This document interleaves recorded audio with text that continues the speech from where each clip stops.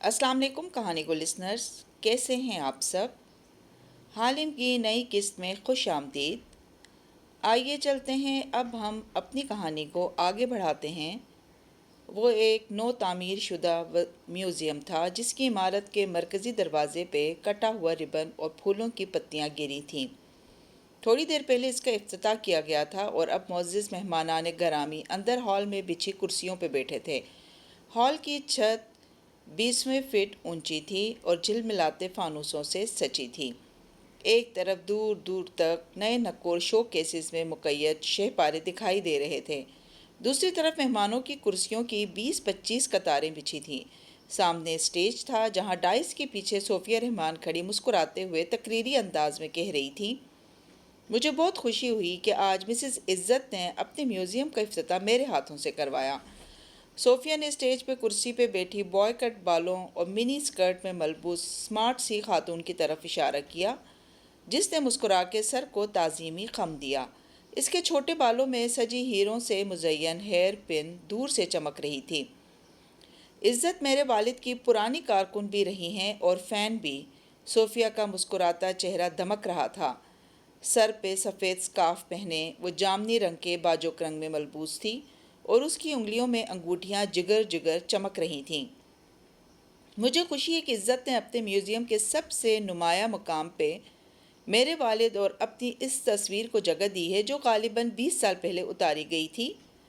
20 साल? गर्दन मोड़ के छोटे बालों और एथलेटिक जिसामत वाली इज़्ज़त से पूछा। 18 साल, उसने तस्वीर की तो सोफिया रहमान सामीन की तरफ मुड़ी और मुस्कुरा के तस्वीर की।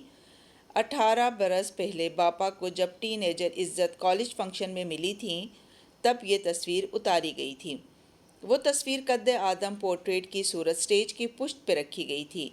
यहाँ से तमाम मेहमानान गरामी उसको बखूबी देख सकते थे।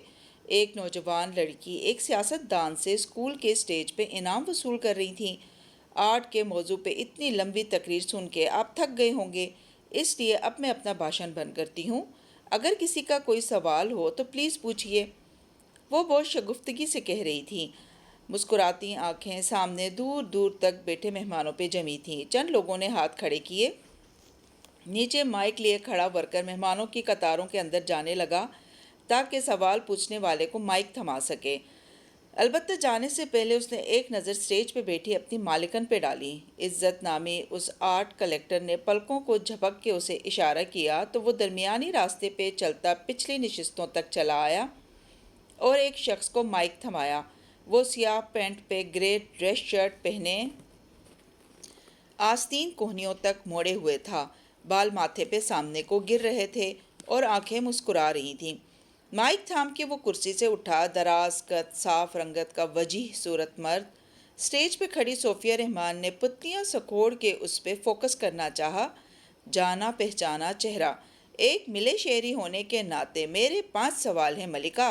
सॉरी वज़ीर आज़म साहिबा, से इजाज़त हो तो पूछ लूँ। यांग उम्मत बरहमत, इज़्ज़त माप। डाइस पे हथेलियाँ रख के खड़ी सोफिया का सांस रुक गया। शक्ल दूर से पहचानने में अगर 10 सेकंड लगे तो आवाज़ पहचानने में लम्हा भी न लगा था। लोग एकदम गर्दनें मोड़ मोड़ के देखने लगे। वान फाते भी कह के रुका नहीं। कुर्सियों की कतारों के दरमियान रास्ते पे आगे बढ़ने लगा। माइक लबों से लगा रखा था। आहा, वान फाते आए हैं। सोफिया भरपूर तरीके से मुस्कुराई और गर्दन मोड़ के एक सुलगती नज़र इज़्ज़त पे डाली जो स्पाट सा मुस्कुरा रही थी। बालों की हेयर पिन की चमक बढ़ गई थी। उसको तो वो बाद में देख लेगी। आखिरी कतार में बैठी असरा ने अपने साथ मौजूद तालिया के करीब सरगोशी की। तुम्हें यकीन है ये तरीका काम कर जाएगा? ये तरीका काम कर चुका है मिसेस असरा। सोफिया रहमान एक डूबता टाइटैनिक है। और फिर इज़्ज़त आपकी दोस्त थे, उसे सोफिया के इल्म में लाए बगैर हमें फंक्शन पे बुलाना और फाते साहब को बोलने का मौका देना इतना महंगा सौदा नहीं लगा होगा। वान फाते अगले वज़ीर आज़म हैं। महंगा तो ये मुझे पड़ा है। वो हेयर पिन जो मैंने उसे जबरन गिफ्ट की है वो बहुत कीमती थी। असरा तलखी से कह रही थी, लेकिन खैर मैं फाते के लिए कुछ भी कर सकती हूँ। तालिया ने निगाहों का रुख मोड़ के उसे देखा। वाकई फाते के लिए आप कुछ भी कर सकती हैं, आरियाना का कत्ल भी। जी, यांग मत बरहमत, फाते बिन रामजल आया है। ادھر وہ وزیر اعظم کی بات کا جواب دیتا چلتے ہوئے سامنے آ کھڑا ہوا تھا۔ لوگ حیرت اور جوش سے گردنیں موڑ موڑ کے اسے دیکھ رہے تھے۔ دبی دبی سرگوشیاں شروع ہو چکی تھیں۔ بہت معذرت کہ میں دیر سے پہنچا، مگر سچ چھو کر کہ میں نے سوالات کا وقفہ مس نہیں کیا۔ مجھے بطور شہری آپ سے 4 سوال پوچھنے ہیں۔ پوچھئے نا۔ وہ بظاہر مسکرا کے دلچسپی سے اسے دیکھتے ہوئے بولی، حالانکہ اصولاً اس وقت آپ کو اپنی کمپین میں مصروف ہونا چاہیے تھا۔ میرا بھی یہی خیال ہے، مگر میری آرٹ لور بیوی ایسی تقریبات نہیں چھوڑتی۔ قطار میں کیمرے لیے موجود میڈیا کے نمائندے اب دھڑا دھڑ رخ موڑے وان فاتح اور دور پیچھے بیٹھی اسرا کی تصاویر بنا رہے تھے۔ ینگ امت برحرمت، وہ کھنکھار کے مائک لبوں کے قریب کیے پوچھنے لگا۔ مسکراتی نظریں سٹیج پہ کھڑی صوفیہ پہ جمی تھی، جس کے اطمینان اور مسکراہٹ میں کوئی فرق نہ آیا تھا۔ میرا آپ سے پہلا سوال، آپ کیسی ہیں؟ ہال میں دبا دبا سا کہا گونجا۔ کوئی سر جھکا کے ہنسا، کسی نے لبوں پہ ہاتھ رکھ لیا۔ وہ خود بھی مسکرا رہا تھا۔ صوفیہ نے ڈائس کے مائک پہ چہرہ جھکایا، ایسے کہ چمکتی آنکھیں فاتح پہ مرکوز تھیں۔ اللہ کا بہت بہت شکر ہے، میں اچھی ہوں، آپ کیسے ہیں؟ اوہ، تو آپ چاہتی ہیں کہ ہر وہ سوال جو میں آپ سے پوچھوں وہ آپ آخر میں میری طرف لوٹا دیں؟ اٹس اوکے، مجھے منظور ہے، میں بھی ٹھیک ہوں۔ لوگ پھر سے ہنسے تھے۔ وہاں آرٹ اور بزنس کمیونٹی کے مہذب لوگ بیٹھے تھے اور انہیں یہ گفتگو محظوظ کر رہی تھی۔ ایسے میں عزت اپنی جگہ سے اٹھی اور مائک پہ وان فاتح کو اوپر آنے کی دعوت دی۔ صوفیہ نے بھی تائیدی انداز میں سر کو خم دیا۔ وہ وان فاتح بن رامزل تھا، اسے سٹیج سے کم کسی جگہ پہ نہیں کھڑا کیا جا سکتا تھا۔ بے شک یہ آرٹ کی محفل ہے، لیکن میں سیاسی آدمی ہوں، مجھے آرٹ کا کچھ علم نہیں، اس لیے میرا دوسرا سوال۔ وہ سٹیج کی سیڑھیاں چڑھتے ہوئے مائک میں بولا، کیا آپ نے الیکشن کے وقت اپنی تمام پراپرٹی سے عوام کو آگاہ کیا تھا؟ ملیشیا میں 2 فیکٹریوں اور 2 گھروں کے علاوہ باقی دنیا میں آپ کی کوئی دوسری پراپرٹی، کوئی آف شور ملکیت ہے جس سے ہم ناواقف ہوں؟ وہ سٹیج پہ اس سے چند فٹ کے فاصلے پہ آ کھڑا ہوا، یوں کہ دونوں کا رخ حاضرین کے سامنے تھا۔ وہ ڈائس پہ کوہنی جمائے ذرا مڑ کے اسے دیکھ رہی تھی، اور فاتح مائک پکڑے کھڑا حاضرین اور صوفیہ دونوں کو باری باری دیکھ کے پوچھ رہا تھا۔ نہیں فاتح صاحب، میں بہت ذمہ داری سے آپ کو بتا رہی ہوں کہ میری جو جائیداد ہے وہ ملیشیا میں ہے۔ میرا جینا میرا مرنا سب ملیشیا میں ہے، میں نے کبھی ملک سے باہر کوئی جائیداد نہیں بنائی۔ وہ اعتماد سے مسکراتے ہوئے کہہ رہی تھی، پھر رک کے پوچھا، اور آپ نے؟ میری تو وہی جائیداد ہے جو الیکشن کے وقت میں نے بتا رکھی ہے، میرے پاس مزید کچھ نہیں ہے۔ کندھے اچکائے۔ مگر آپ بالکل شیور ہیں کہ آپ کی کوئی دوسری کوئی جائیداد نہیں ہے؟ کیا یہ تیسرا سوال ہے؟ وہ محظوظ انداز میں بولی تو لوگ ہنس پڑے۔ نہیں، یہ سوال نمبر 2 کا دوسرا پارٹ ہے۔ گڈ، میں بالکل شیور ہوں، میں نے اپنی جائیداد سے متعلق کبھی جھوٹ نہیں بولا۔ اوکے، میں اس بات کو یاد رکھوں گا۔ اس کے انداز میں کوئی تنبیہ تھی جو صوفیہ رحمان کو اندر سے بے چین کر گئی، مگر اس کی مسکراہٹ لمحے بھر کو بھی چہرے سے جدا نہیں ہوئی۔ تیسرا سوال، آپ کے خیال میں لوگوں کا ووٹ ڈالنا کیوں ضروری ہے؟ کیونکہ ہر شخص سوچتا ہے کہ ایک میرے ووٹ سے کیا ہوگا۔ آپ ووٹرز کو کیسے اس بارے میں سمجھانا چاہیں گی؟ میں اس بات کے خلاف ہوں کہ ایک ووٹ سے کچھ نہیں ہوتا، بہت کچھ ہوتا ہے۔ وہ چہرہ حاضرین کی طرف موڑے مدبر انداز میں کہنے لگی، آپ میں سے ہر شخص کا ووٹ اہم ہے، کیونکہ قطرہ قطرہ مل کے سمندر بنتا ہے۔ اگر ہر شخص گھر بیٹھ جائے اور سوچے کہ اس کا ووٹ بے معنی ہے تو تبدیلی کیسے آئے گی؟ اور اگر ہر شخص ووٹ ڈالنے نکل آئے تو معاشرہ بدل سکتا ہے۔ سب کے ووٹ مل کے ایک بڑی طاقت بن سکتے ہیں۔ آپ ایسے نا امید ووٹرز کو کیسے سمجھائیں گے؟ چہرہ موڑ کے طنز سے فاتح کی طرف دیکھا، وہ جو دوسرے مہمانوں کے سوٹ ٹائی کے برعکس سادہ حلیے میں وہاں کھڑا تھا۔ اس سوال پہ اسی سادگی سے کندھے اچکائے۔ مجھے توقع تھی کہ آپ یہی قطرہ قطرہ سمندر والا جواب دیں گی، کیونکہ آپ وزیر اعظم صاحبہ لوگوں کو انسانوں کے بجائے ووٹرز کے طور پہ دیکھتی ہیں۔ کیا بطور ایک لیڈر ہم لوگوں کو ووٹ ڈالنے کو اس لیے کہتے ہیں تاکہ وہ بھاری اکثریت سے اپنی پارٹی کو جتوائیں؟ کیا یہ ووٹرز انسان نہیں، دماغ نہیں، دل نہیں، صرف نمبرز ہیں؟ سوری میم، مگر میں ایسے نہیں سوچتا۔ وہ افسوس سے کہنے لگا تو ہال میں سناٹا چھا گیا۔ شگفتگی سے شروع ہوئی گفتگو تناؤ والے ماحول میں ڈھلنے لگی۔ خود صوفیہ بھی چونک کے اسے دیکھنے لگی۔ وہ مائک پکڑے مجمع کو دیکھتے ہوئے کہہ رہا تھا، بعض دفعہ آپ کے ووٹ سے واقعی الیکشن کو کوئی فرق نہیں پڑتا۔ آپ کے ووٹ سے امیدواروں کے جیتنے یا ہارنے کے فیصلے نہیں ہوتے، لیکن پھر بھی آپ کو ووٹ ڈالنا چاہیے، اس لیے نہیں تاکہ سب کے ووٹ مل کے کسی کو جتوا دیں یا کسی کو ہرا دیں۔ بلکہ اس لیے کہ ہر انسان یونیک ہوتا ہے، ہر انسان اہم ہوتا ہے۔ اللہ نے آپ سب کو الگ دماغ، الگ دل اور الگ سوچ دی ہے۔ آپ کو اپنی رائے کی عزت کرنا آنا چاہیے۔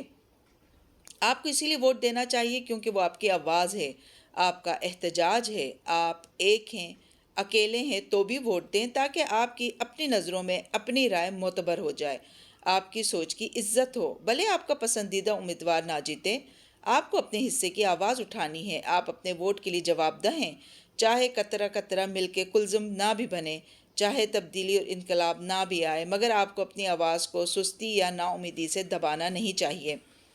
وہ خاموش ہوا تو ہال میں تالیاں گونجنے لگی۔ ڈائس کے پیچھے کھڑی صوفیہ ہنوز مسکراتی رہی۔ فاتح نے پھر سے گردن موڑ کے اسے دیکھا۔ میرا آخری سوال، آپ کی پارٹی کے بہت سے سیاستدانوں کے اوپر کرپشن کے سنگین الزامات ہیں، کیا آپ اگلے الیکشن میں پھر سے انہی داغدار دامن والے سیاستدانوں کو ٹکٹ دیں گی؟ اور اگر دیں گی تو کیوں؟ اس سوال کے بھی دو حصے ہیں۔ وہ مسکرا کے مائک پہ جھک کے بولی، اس لیے اول تو میرے آس پاس کوئی مجرم، کوئی کرپٹ سیاستدان ہے نہیں، لیکن میرے وہ چند ساتھی جن پہ پچھلی حکومتوں میں سیاسی انات کے باعث کیسز بنے تھے، ان کی پارٹی کے لیے خدمات ہیں اور وہ الیکٹیبل ہیں۔ آپ کے لیے وہ کرپٹ ہیں، میرے لیے وہ میرے پرانے کارکن ہیں۔ میں ان کو کسی قیمت پہ پارٹی سے الگ نہیں کروں گی کیونکہ میں فرشتے ڈھونڈ کے نہیں لا سکتی۔ سیاست میں شریف اور نیک نام لوگ اسی لیے آنا پسند نہیں کرتے کیونکہ یہاں اتنا کیچڑ اچھالا جاتا ہے کہ لوگ اس سے دور بھاگتے ہیں۔ مگر میں چونکہ خود ایماندار ہوں، اس لیے میں یہ گارنٹی دے سکتی ہوں کہ اگر اوپر بیٹھا شخص ایماندار ہو تو اپنے سخت قوانین سے نیچے موجود لوگوں کو فرشتہ بننے پہ مجبور کر سکتا ہے۔ پھر گردن موڑ کے استہزائیہ نظروں سے فاتح کو دیکھا، اور آپ وان فاتح، آپ سو کالڈ کرپٹ لوگوں کو اپنے ساتھ شامل کریں گے؟ اگر میں سو کالڈ کرپٹ لوگوں کو شامل کرنے لگوں تو مجھ سے بڑا منافق کوئی نہیں ہوگا۔ یانگ امت برہمت، وہ بڑے اعتماد سے بولا، میں اگر بارسن نیشنل کا چیئرمین بنا تو میں اپنے لوگوں سے ایک وعدہ کرتا ہوں کہ میں کسی کرپٹ شہرت رکھنے والے سیاستدان کو اپنے ساتھ نہیں شامل کروں گا۔ میں اس بات کو نہیں مانتا کہ صرف اوپر بیٹھے شخص کا ایماندار ہونا کافی ہے۔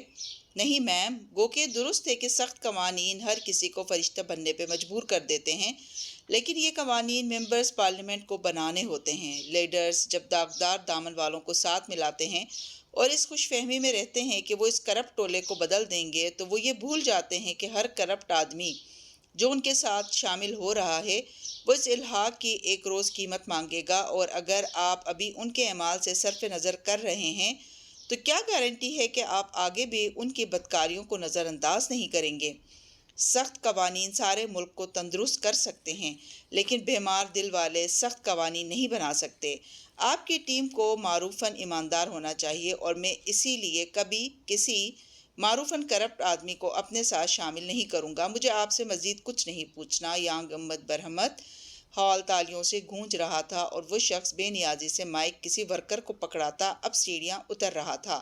کیمروں کے فلیش چمک رہے تھے، تیز روشنیاں اس ایک آدمی کا احاطہ کیے ہوئے تھیں، اور ایسے میں ڈائس پہ کھڑی صوفیہ رحمان کو احساس ہوا تھا کہ وہ دونوں بیک وقت ایک کیمرہ کے فریم میں کھڑے ہو کے ایک ہی طرح کے سوالات کے جوابات دے چکے تھے، اور یقیناً لوگ اب جوابات کا موازنہ کر رہے ہوں گے، اور ایسا صرف ایک موقع پہ ہوتا ہے، سیاسی ڈیبیٹس میں۔ وہ یہاں اس سے جوابات لینے نہیں، اپنے الیکشن کی ڈیبیٹ کرنے آیا تھا۔ نہ چاہتے ہوئے بھی صوفیہ رحمان نے فاتح رامزل کو پارٹی چیئرمین بنانے میں اپنا کردار ادا کر دیا تھا۔ وہ صرف ہزیمت سے بچنے کے لیے اور اس کو لاجواب کرنے کے لیے اسے بولنے کا موقع دے بیٹھی تھی، اور فاتح کی ٹیم اس کو بری طرح کون کر کے جا چکی تھی۔ جس وقت تک صوفیہ کو یہ جان لیوا احساس ہوا، محفل ختم ہو چکی تھی اور مہمان ریفریشمنٹ کی طرف بڑھ رہے تھے۔ گرینڈ ڈیبیٹ سے اگلے دن سیاسی سرگرمیوں سے تعطیل کا دن تھا۔ وہ خاموشی سے بڑے دن کے انتظار کا دن تھا، وہ آرام کا دن تھا۔ ایڈم بن محمد صبح سویرے اٹھ کے اپنے باغیچے میں آیا تو گھاس پہ شبنم کے قطرے جگمگا رہے تھے۔ مرغی اور چوزے دربے میں بند تھے، مگر صبح صادق کے ساتھ ہی چوں چوں شروع کر دیتے تھے۔ وہ جمائی روکتا ان کے دربے تک آیا اور ایک ڈبے سے خوراک کی مٹھی بھر کے اندر پھینکی۔ پروں کی پھڑ پھڑاہٹ اور چوں چوں کا بند ہو جانا اس بات کا غماز تھا کہ مرغی اور چوزے ناشتے میں لگ چکے تھے۔ پھر وہ سست روی سے دروازے تک آیا جہاں رول شدہ اخبار گرا تھا، نم گھاس کے باعث وہ ذرا گیلا ہو چکا تھا۔ ایڈم نے اسے اٹھایا اور جمائی رکتے ہوئے اس کی تہ کھولی۔ پہلے صفحے پہ لکھی شہ سرخی جگمگا رہی تھی، "دی ہانگ کانگ پیپرز"۔ اسے صرف یہ 4 الفاظ نظر آئے اور اس کا چہرہ چمک اٹھا، حیرت، خوشی، ایکسائٹمنٹ۔ وہ تیزی سے برآمدے میں آیا اور جلدی جلدی وہ سٹوری پڑھنے لگا۔ سائمن فوسٹر کے نام سے تحریر کردہ وہ نیوز سٹوری جو ایک مایہ ناز اخبار میں چھپی تھی بتا رہی تھی کہ مصدقہ اطلاعات کے مطابق ان 10 افراد کے نام کلائیڈ اینڈ لی کے کلائنٹس میں ہیں اور ان میں سہرِ فہرست صوفیہ رحمان تھی۔ ایڈم کے چہرہ کھل اٹھا، مسکراہٹ اتنی گہری ہوئی کہ دانت دکھائی دینے لگے۔ صوفیہ رحمان نے کل ہی ببانگ دہل کسی بھی بیرون ملک جائیداد سے انکار کیا تھا اور اب اس کا جھوٹ پکڑا گیا تھا۔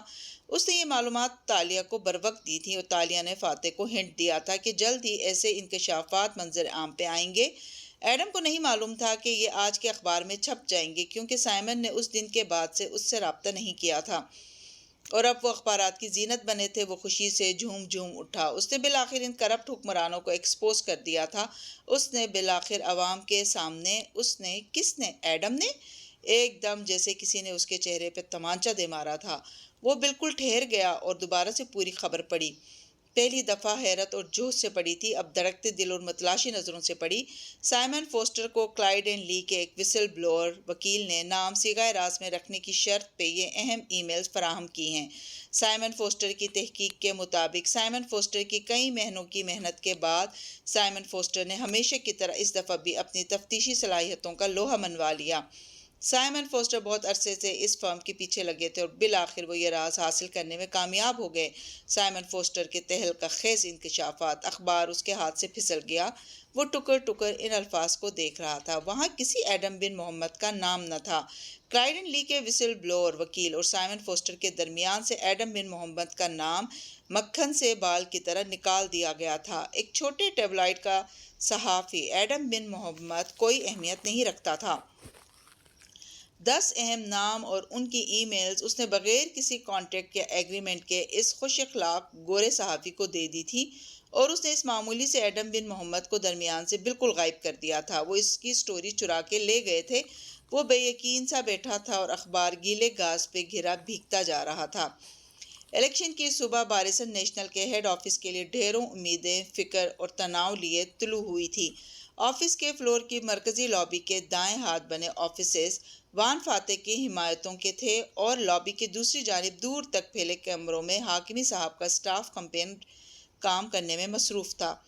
لابی دونوں ٹیموں کے درمیان ایک نو مینز لینڈ کا کردار ادا کر رہی تھی اور جیسے جیسے الیکشن قریب آتا گیا دونوں اطراف کے جوشیلے ورکرز میں تلخ کلامی اور بحث و مباحثہ معمول بن گیا تھا۔ اکثر کیفے میں لنچ کے اوقات میں سٹافرز اور کارکنوں کی زبانی کلامی لڑائیوں کی خبریں ملتی رہتی تھیں۔ البتہ الیکشن کے دن دونوں اطراف میں اتنا تناؤ اور پریشانی تھی کہ آج کوئی لڑائی نہیں ہوئی۔ لابی سنسان پڑی تھی اور دونوں فریقین اپنی اپنی طرف ہالز تک محدود تھے۔ بی این کی الیکشن کمیٹی کا آفس اوپر والے فلور پہ تھا، جہاں ان کے اینالسٹ اور سپروائزرز ایک کنٹرول روم میں کمپیوٹر سکرین کے سامنے بیٹھے پولنگ کا جائزہ لے رہے تھے۔ بی این کے سارے ملک میں پھیلے رجسٹرڈ ممبرز اپنے موبائل فون سے ووٹ دے رہے تھے اور اسکرینوں کے سامنے بیٹھے نیوٹرل امپائرز کو ہر ووٹ کا اندراج دکھائی دے رہا تھا۔ وہاں سافٹ ویئر ایکسپرٹس اور انٹرنیٹ سیکیورٹی کنسلٹنٹس بھی موجود تھے، جن کا مقصد بی این کی ویب سائٹ کی مسلسل حفاظت کرنا تھا تاکہ ووٹنگ کا عمل کسی بھی قسم کی ہیکنگ یا مداخلت سے پاک رہے اور رزلٹ ایمانداری سے تیار کیا جا سکے۔ واپس بی این کے مرکزی فلور پہ آؤ تو خاموش پڑی لابی کے دونوں اطراف بنے آفیسز کے دروازے بند تھے۔ وان فاتح کے سٹافرز اور مرکزی رہنما اس وقت کانفرنس ہال میں جمع تھے۔ وہاں گول میز کے علاوہ بھی درجنوں کرسیاں آگے پیچھے پڑی تھیں۔ کوئی بیٹھا تھا، کوئی چل پھر رہا تھا، کسی نے کافی اٹھا رکھی تھی، کوئی ٹی وی اسکرین کی طرف متوجہ تھا۔ غرض اتنا شور اور رش تھا کہ کان پڑی آواز سنائی نہیں دیتی تھی۔ وہ خود بھی آج اپنی کمپین کی آدھے آستین والی نیلی شرٹ میں ملبوس تھا اور بال ماتھے پہ بکھیر رکھے تھے۔ پہلوؤں پہ ہاتھ رکھے کھڑا وہ مسکرا کے 2 کارکنوں سے محو گفتگو تھا جو اسے پرسوں صوفیہ رحمان کے ساتھ کی گئی ڈیبیٹ پہ مبارکباد دے رہے تھے۔ جیسے کہ توقع کی گئی تھی، ڈیبیٹ کی ویڈیو وائرل ہو گئی تھی اور ووٹرز میں بہت پسند کی گئی تھی۔ ان سے بات کرتے ہوئے اس کی متلاشی نظریں کمرے میں دوڑ رہی تھیں اور پھر وہ اسے اس بھیڑ میں نظر آ ہی گئی۔ کونے میں ایک کرسی پہ بیٹھی وہ موبائل پہ بات کر رہی تھی۔ فاتح سے نظر ملی تو مسکرائی اور وکٹری کی 2 انگلیاں بنا کے دکھائی۔ یہ ایک طرح کی تسلی تھی کہ ہم جیت جائیں گے، ورنہ اندر سے وہ سب فکر مند اور بے چین تھے۔ فون پہ ایڈم تھا اور وہ دبے الفاظ میں اس کو تسلی دے رہی تھی۔ تمہاری غلطی نہیں ہے ایڈم، خود کو قصوروار نہ ٹھہراؤ، مجھے الیکشن سے فارغ ہونے دو، ہم اس سائمن فوسٹر سے نمٹ لیں گے۔ جو بھی ہے، اس خبر نے صوفیہ رحمان کو نقصان اور وان فاتح کو فائدہ پہنچایا ہے۔ اچھا یہ بتاؤ، تم نے اپنا ووٹ کاسٹ کیا؟ جی چیتالیہ، وہ بجھل دل سے بولا، میں نے صبح ہی کر دیا تھا۔ فاتح کے لیے نا؟ ظاہر ہے، وہ اداسی سے مسکرایا۔ اگر وہ حکومت میں ہوتے تو آج کوئی بھی میری خبر یوں نہ چرا سکتا، اور مجھے ان پہ پورا اعتماد ہے۔ گڈ۔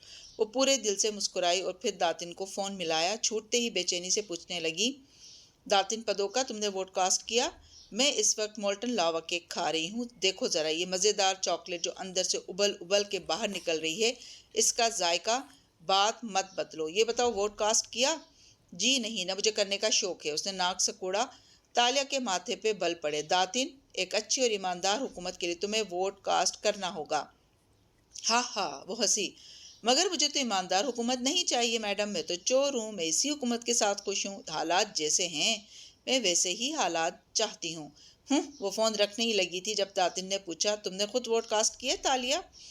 خیر میں شرط لگا سکتی ہوں، تم نے ابھی تک خود بھی ووٹ نہیں دیا۔ یک دم کانفرنس روم کا سارا شور دم توڑ گیا، ساری آوازیں بند ہو گئیں۔ وہ اپنی خاموشی میں سن سی بیٹھی رہ گئی۔ تمہیں کیسے پتا؟ آہستہ سے پوچھا۔ کیونکہ میں تمہیں جانتی ہوں، تم اس سارے شور اور ہنگامے سے دور جا کے کچھ دیر سوچو گی، ایک سچے اور ایماندار ووٹر کی حیثیت سے، اور جب تمہیں لگے گا کہ وان فاتح تمہارے ووٹ کا حقدار ہے، تب تم اس کو ووٹ دو گی۔ اس نے کال کاٹ دی اور فون پرس میں ڈال کے کھڑی ہو گئی۔ ارد گرد بیٹھے اور چرتے پھرتے لوگوں کے منہ ہل رہے تھے، مگر آواز سنائی نہ دیتی تھی۔ کسی خواب، کسی کیفیت میں تالیہ مراد ان کے درمیان سے گزرنے لگی۔ راستے میں فاتح نے اسے روکا۔ وہ مسکرا کے اس سے پوچھ رہا تھا، تم نے اپنا ووٹ کاسٹ کیا ہے نا؟ وہ اس کے قریب رکی اور مسکرائی، پھر چہرہ آگے کو جھکائے دھیرے سے بولی، تالیہ مراد عام ووٹر نہیں ہے جو آئیڈیلزم کا شکار ہوتا ہے اور اپنے لیڈرز کو فرشتے اور مخالف کو شیطان سمجھتا ہے۔ تالیہ مراد سیاست دانوں کے ساتھ کام کرنے والی ایک لڑکی ہے جو دونوں امیدواروں کی کمزوریوں اور خوبیوں سے واقف ہے۔ میں ایک دنیا کو وان فاتح کو ووٹ دینے کے لیے مائل کرتی آئی ہوں کیونکہ وہ میری جاب تھی، لیکن میرا اپنا ووٹ بہت قیمتی ہے، وہ میری ذمہ داری ہے جس کے لیے میں خود کو جواب دہ ہوں۔ مجھے بہت سوچ سمجھ کے فیصلہ کرنا ہے کہ کیا آپ نے میرا ووٹ ارن کیا ہے۔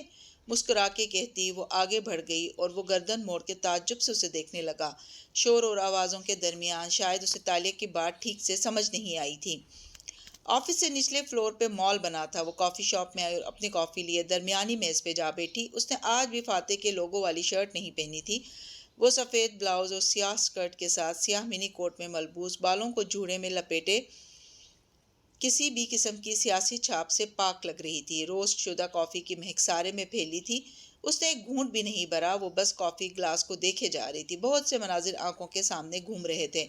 وہ اسرا کی دوست کی حیثیت سے اس سے متعارف ہوئی تھی اور اس نے پوچھا تھا کہ تاشا، تمہاری زندگی میں کیا اچیومنٹس ہیں؟ تم کیا کرتی ہو؟ پھر اس نے تالیہ کو اپنی لائبریری میں چھپ چھپا کے جاتے دیکھا تو دونوں کے درمیان تلخی در آئی تھی۔ پھر فاتح نے اس پہ فائل چوری کا الزام لگا ڈالا تو یہ تلخی بے بسی بھرے غصے میں بدل گئی۔ مگر قدیم ملاقہ کے جنگل نے اس سب کو بدل دیا تھا۔ وہ مشکلوں کے ساتھی بن گئے، وہ اس کا استاد، اس کا لیڈر بن گیا۔ وہ آگے چلتا تھا اور راستہ دکھاتا تھا اور وہ پیچھے قدم اٹھاتی تھی۔ اس نے تالیہ مراد کو سچ بولنا سکھایا، اس نے تالیہ کو خوف سے آزاد ہونا سکھایا۔ فاتح نے اسے اپنے وعدے نبھانے اور اپنے قول کو پورا کرنے کا سکھایا تھا۔ حاکمی نے اسے کیا سکھایا تھا؟ وہ اپنی جگہ سے اٹھی اور آس پاس کی میزوں پہ بیٹھے لوگوں کو ایک دم مخاطب کیا۔ کیا آپ لوگوں نے آج بی این کے الیکشن میں ووٹ ڈالا ہے؟ چند گردنیں اس کی طرف مڑی، سنہرے جوڑے والی خوبصورت لڑکی ان سے مخاطب تھی۔ آپ میں سے کتنے لوگ بی این کے ممبرز ہیں؟ اس نے جواب نہ ملنے پہ مزید بلند آواز میں پوچھا۔ 3 ہاتھ بلند ہوئے، باقی لوگ خاموش رہے، کچھ واپس پلٹ گئے۔ مجھے معلوم ہے آپ میں سے بہت سے ممبرز ہیں مگر وہ ووٹ نہیں ڈالنا چاہتے ہیں کیونکہ ان کو لگتا ہے کہ سارے سیاستدان ایک سے ہوتے ہیں۔ مجھے بھی یہی لگتا تھا۔ وہ میز کے پیچھے سے نکلی اور بولتے ہوئے قدم اٹھاتی کاؤنٹر تک آئی، پھر چہرہ میزوں کی طرف موڑا۔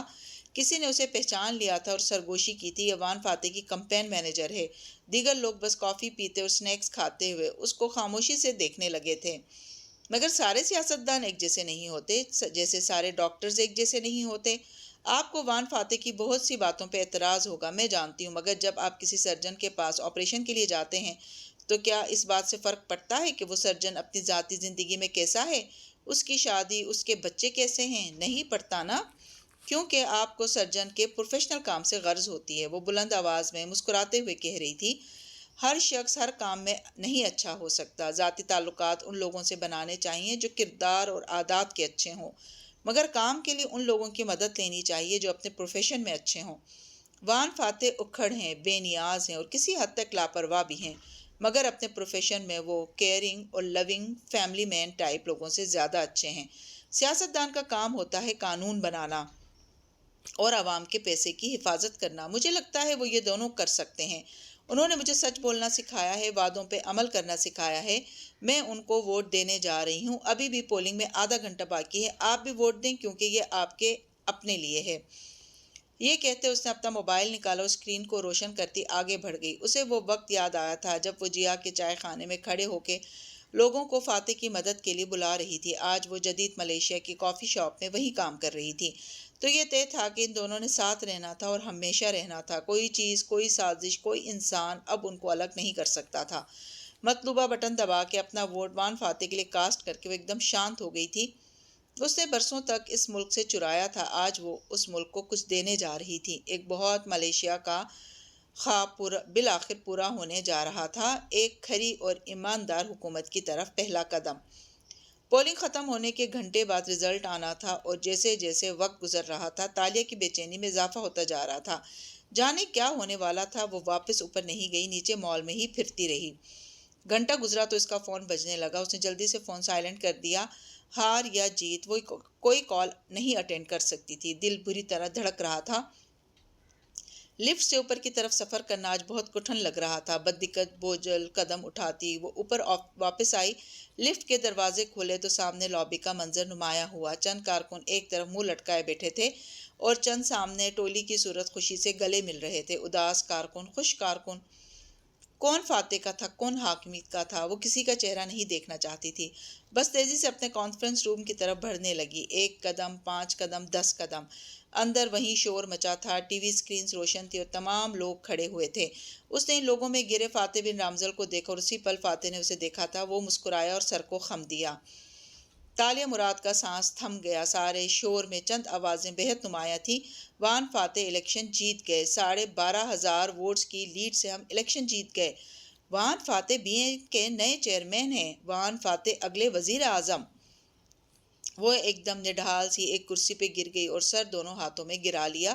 ایک طویل خوفناک سفر تمام ہوا تھا اور اس سفر کی ریاستیں رائے گاہ نہیں گئی تھیں۔ وہ لوگوں میں گھرا تھا، اس کے قریب نہیں آ سکتا تھا، مگر تالیہ کے لیے بس اس کی مسکراہٹ ہی کافی تھی۔ اب آرام کا وقت تھا، اب خوشی منانے کا وقت تھا۔ جی تو کہانی گو لسنرز، آج کی ایپیسوڈ آپ کو کیسی لگی؟ کمنٹس میں اظہار ضرور کیجیے گا۔